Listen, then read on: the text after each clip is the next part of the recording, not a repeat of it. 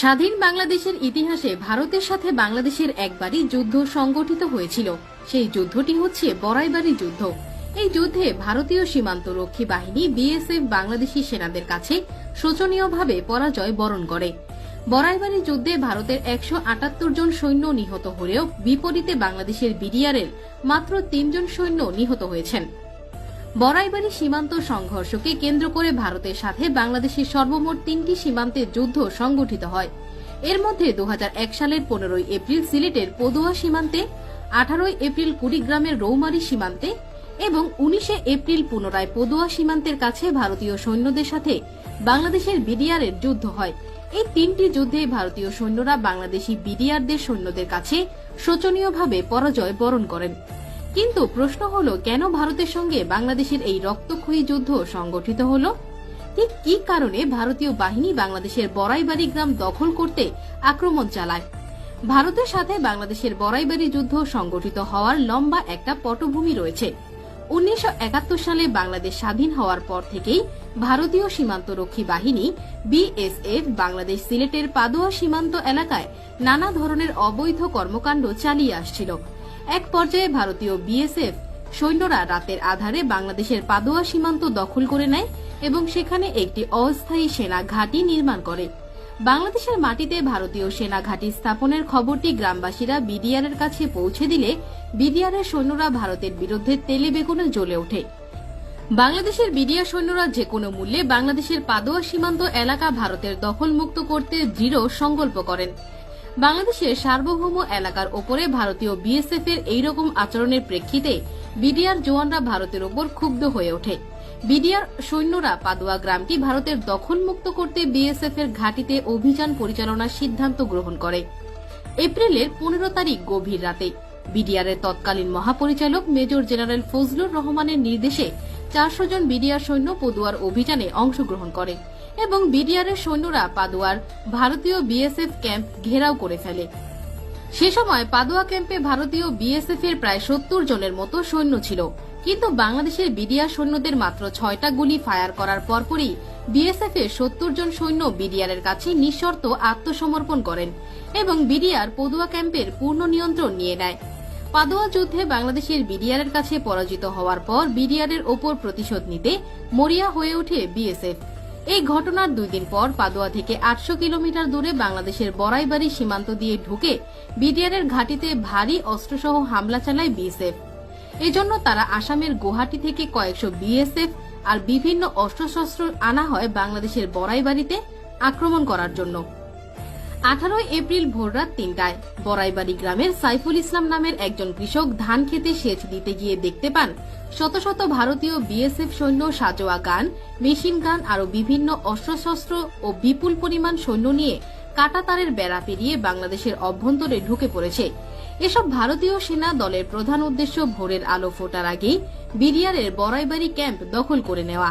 তখন ভারতীয় বিএসএফ এর একজন সদস্য সাইফুল ইসলামের কাছে হিন্দি ভাষায় জানতে চান বিডিআর ক্যাম্প কোথায়। হিন্দি ভাষায় কথা বলার কারণে সাইফুল ইসলাম সহজেই বুঝতে পারেন এরা ভারতের বিএসএফ এর সদস্য। তখন সাইফুল ইসলাম বুদ্ধি করে বিএসএফ কে বিভ্রান্ত করার উদ্দেশ্যে বিডিআর ক্যাম্পের মতো একটি পরিত্যক্ত বাড়ি দেখান, আর বিএসএফ সেটাকে ক্যাম্প ভেবে এগোতে থাকে। এই সুযোগে সাইফুল ইসলাম বড়াইবাড়ি ক্যাম্পের বিডিআর সদস্যদের এই ঘটনা জানান। তখন বিডিআর সদস্যরা স্থানীয় গ্রামবাসীদের নিরাপদ স্থানে নিয়ে যান এবং ভারতীয় বিএসএফ সৈন্যদের মোকাবেলা করার জন্য প্রস্তুতি নিতে শুরু করেন। সাইফুল ইসলাম যখন বিডিআর ক্যাম্পে যান তখন সেই ক্যাম্পে মাত্র 8 জন বিডিআর সদস্য ছিল। অপরদিকে বাংলাদেশের ভেতরে ঢুকে পড়া ভারতীয় সেনাবাহিনী ও বিএসএফ এর সম্মিলিত সেনা সংখ্যা ছিল প্রায় 500 জনেরও বেশি। ভারতীয় সেনাদের তুলনায় বাংলাদেশের বিডিআর সৈন্য সংখ্যা অতি নগণ্য হলেও কিন্তু বিডিআরের প্রতিটি সৈন্যর মনে ছিল অসীম সাহস, আর সেই সঙ্গে দেশের প্রতিটি ইঞ্চি মাটি রক্ষা করার দৃঢ় সংকল্প। এদিকে বিএসএফ সদস্যরা সাইফুল ইসলামের দেখানো পরিত্যক্ত বাড়িটিকে বিডিআরের ক্যাম্প মনে করে বাড়ির মধ্যে এলোপাতাড়ি ফায়ারিং শুরু করে, কিন্তু পরক্ষণেই বিএসএফ সদস্যরা বাড়িটির ভেতরে গিয়ে দেখেন সেখানে কোনো বিডিআর সদস্য নেই। ভারতীয় বিএসএফ সৈন্যরা ভেবেছিল তাদের ভয়ে বাংলাদেশের বিডিআর সৈন্যরা পালিয়ে গেছে, কিন্তু এর কিছুক্ষণ পরেই ভারতীয় বিএসএফ এর সেই ভুল ভাঙতে শুরু করে। তারা বুঝতেই পারেনি বাংলার দামাল ছেলেরা কখনো পালিয়ে যাবার পাত্র নয়। বিডিআর সৈন্যদের চারদিক থেকে এলোপাতাড়ি গুলি শুরু করলে দিশেহারা হয়ে পড়ে ভারতীয় বিএসএফ সদস্যরা। বিডিআর সদস্যরা ভারতের বিশাল সৈন্যবহরের সামনে সরাসরি যুদ্ধ না গিয়ে গেরিলা যুদ্ধের কৌশল অবলম্বন করে, কারণ বিডিআর জওয়ানরা ভালো করেই জানত তাদের পক্ষে মাত্র 8 জন সৈন্য নিয়ে ভারতের 500 জন সৈন্যর বিপক্ষে লড়াই করা মোটেও সহজ কাজ নয়।